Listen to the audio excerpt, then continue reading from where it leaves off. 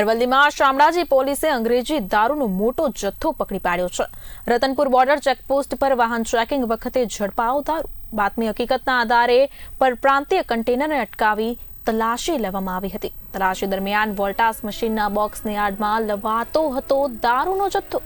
તો પોલીસે 28,96,200ની કિંમતનો 177 પેટી દારૂ પકડી પાડ્યો છે। કન્ટેનર વોલ્ટાસ મશીનના બોક્સ સહિત 58.7 લાખનો મુદ્દામાલ જપ્ત કરવામાં આવ્યો છે। આ સાથે જ પોલીસે પરપ્રાંતીય ટ્રક ચાલકની અટકાયત કરી છે। શામળાજી પોલીસે પ્રોહિબિશન એક્ટ હેઠળ ગુનો નોંધીને વધુ તપાસના ચક્રો ગતિમાન કર્યા છે।